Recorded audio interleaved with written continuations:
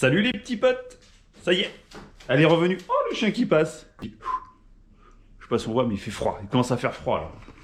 Ah, fatigué, le gros. Ah, elle est toute belle. Elle est toute belle. Elle est haute, elle est pas belle. Mais elle est toute belle. Du coup, là, maintenant qu'elle est peinte, et qu'elle a une lunette. Ouh, coucou, on me voit dans le reflet. Coucou. Va falloir la remonter maintenant, cette caisse. Donc je vais commencer, je pense, par l'arrière et y aller progressivement vers l'avant, là où il y a le plus de boulot. Donc là, ça va se faire facilement. Tiens, j'ai la lunette, je vais pouvoir remonter toutes mes garnitures, mettre mon petit bouchon pour boucher le trou d'essuie-glace, mettre la garniture intérieure, la moquette, je l'ai toujours pas. Ah, ça va arriver dans pas longtemps, je pense. Mettre les grilles, là, je vais retirer le pare-choc du coup tout de suite. Comme ça, je vais pouvoir faire les garnitures de coffre sans me frotter au pare-choc pour pas que ça raye. J'ai les passages de roues à remonter. Les poignées de porte, je les ai pas encore parce que normalement on les peint. Coller les écopes, ça va être sympa. J'ai le capot à régler. Celui-là, c'est une catastrophe, il est juste posé. Mettre toutes les grilles. Ouais, un petit peu de boulot quand même. Hein. Je peux pas remonter les panneaux de porte parce que j'ai pas les poignées. Il y a une vis à l'intérieur, donc je suis obligé d'attendre que les poignées soient peintes. Les coques de rétro, bah, je vais peut-être pouvoir les démonter aussi. Parce que du coup, on va mettre un coup de peinture aussi là-dessus. Et puis, faut que je m'occupe de mettre tous les petits logos en noir. Voilà, bon, en gros, il y a quand même du boulot. Regarde, j'ai acheté une petite pastille pour boucher le trou d'essuie-glace arrière. Et c'est super bien fait parce que c'est du verre tourné, tu vois. Et c'est censé être pour Alfa Romeo 147. Donc bon, j'essaie de le poser. Ah merde, ça passe pas. Je me dis, je vais passer par là. Glisser. Tac. Et non, ça passe pas non plus dans la tôle qui est là. Donc en gros, c'est de la merde. Bon, j'ai fait une manoucherie.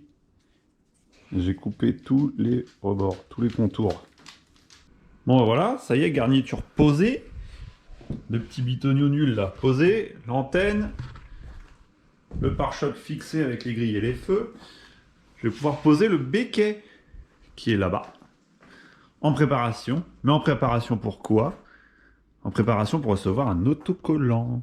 Un autocollant qui fera partie d'un petit kit déco de la voiture que j'ai fait. Des petites touches de verre encore. Hein. Vous allez me dire, ah le verre, le verre. Mais si, le verre, c'est la vie. Le verre, le verre, le verre. Le vert, le vert. Donc il y a eu plein de propositions dans les derniers commentaires de la vidéo. Voilà.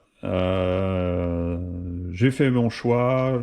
On a fait notre choix. Ça sera GTAM avec le M en vert pour faire les petites touches de rappel. Donc l'idée c'est de coller ce gros stickers sous l'aileron. Comme ça quand on regardera la voiture derrière, sous l'aileron il y aura écrit GTAM. Donc je vais poser ça. J'ai tout préparé. Là les petits chiffons. J'ai mon produit à vitre, j'ai ma raclette avec on va dire feutrine dessus pour éviter de rayer. Ça c'est super. C'est le top. Merci Jérôme pour le kit déco. Donc voilà, c'est une partie, hein, c'est juste un autocollant. Le reste, vous le verrez au fur et à mesure. Un petit coup de chip sheet à vitre. Chip sheet. Voilà, chip sheet. Chip sheet. Alors à base, je devais faire ça dans le salon au chaud. Mais je me suis dit que sur le plaid de madame, ça allait peut-être pas le faire. Elle aurait peut-être gueuler un peu.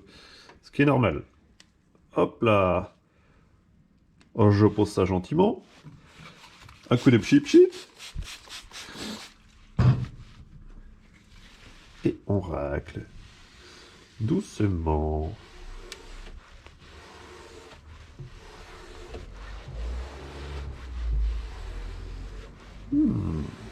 Eh, ça le fait. Tu vois? Rien de compliqué. Je pourrais même me mettre à poser des vitres teintées presque. Voilà, sans appuyer. Et normalement, il est centré le truc. Ouais, il est centré, il est droit. Parfait. J'aime. J'aime bien. GTA M. Bon, on est d'accord, je peux pas remonter ça comme ça. Hein. C'est quand même un peu... ça serait dommage.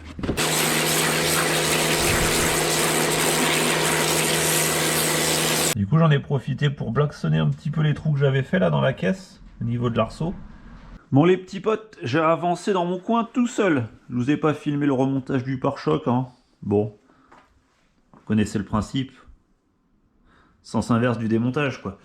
Voilà, donc j'ai tout remonté, et là je vais commencer la pose des écopes. Donc pour ça, je les ai préparés. Je vais mettre un petit peu de primaire d'adhésion, primaire d'accroche, et colle à pare-brise. Hop là. Alors ça mon pote, tu t'en mets sur les mains. T'as les mains noires pendant une semaine. C'est pire que de la graisse.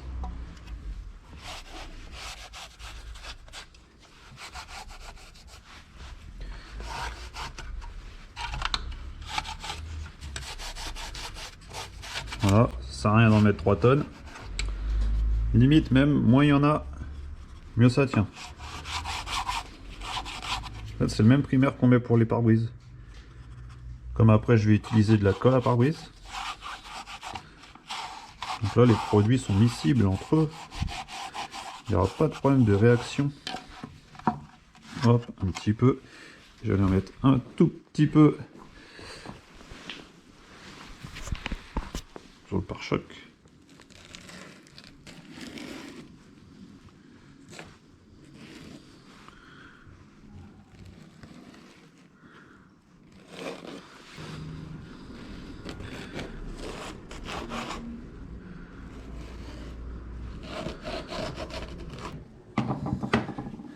Bon bah, écoute, j'espère que ça va pas trop dégueuler.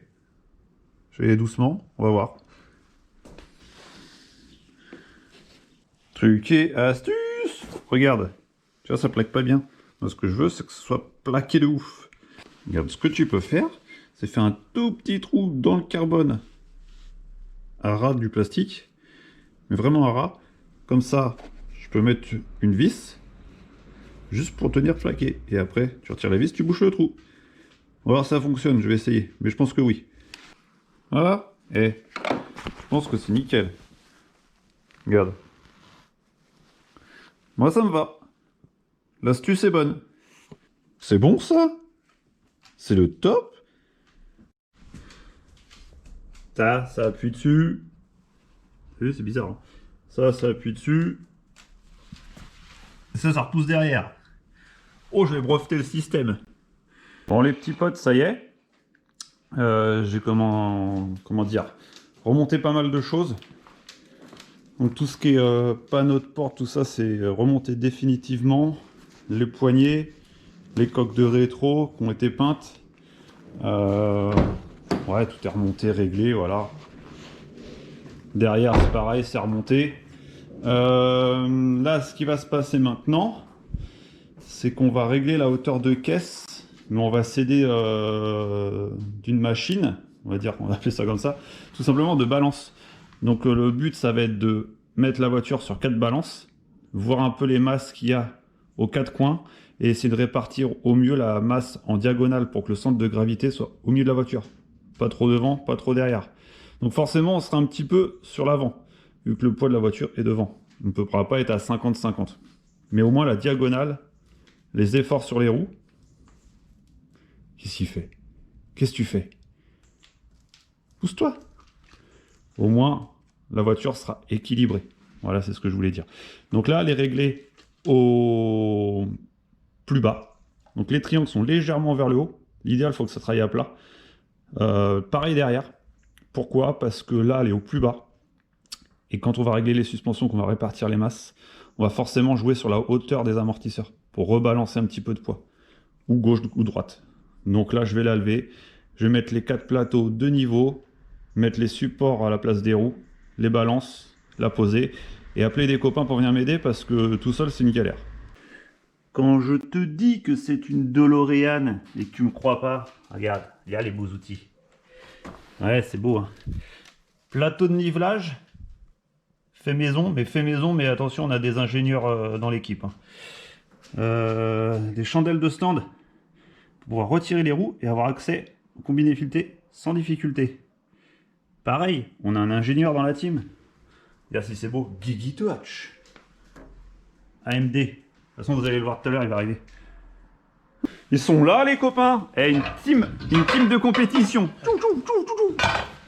Il a l'air de faire froid. L'habitué avec Guy, hein. Ah ouais, travailler en extérieur.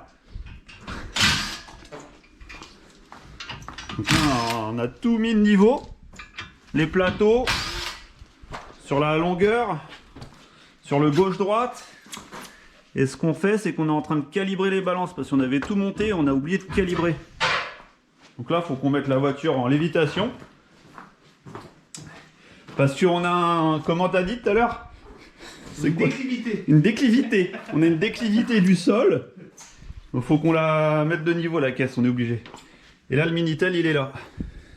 Toum. Calibration. 0. Bon, première pesée. La voiture fait 1247 kilos. À poil, À poil. 100 personnes dedans. sans les jantes.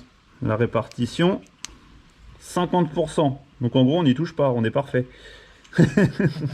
On a sorti tout le matos pour rien. Bizarre. Là, on se fait chier avec les KW là. C'est super dur à bouger les bagues. Sab, il étudie. On essaie de s'inspirer de ce qui a déjà été fait. C'est ça. Et on galère. La voiture, tu la bouges de 5 cm, ça bouge à peine. La meilleure place. Le mec est bien là. Donc c'est con qu'elle fasse du bruit, sinon je la démarrais pour avoir le chauffage. Non, on n'aura plus d'oreilles là. Oh là là, c'est long. C'est bon de voir un mec de la RATP bouffer quand même. Ça te fait quoi de travailler du coup? T'as monté l'arrière là, l'arrière droit, et t'as gagné en kilo arrière gauche, donc c'est croisé. La répartition, on s'aperçoit que la répartition, elle est vraiment intrinsèque au poids de l'essieu. Intrinsèque! Intrinsèque! Je crois que c'est. Putain, on apprend du vocabulaire! On a commencé le jeu. Et on a mis de la charge à gauche, mais on me demande de la remonter à droite. Pourquoi? C'est chelou quand même.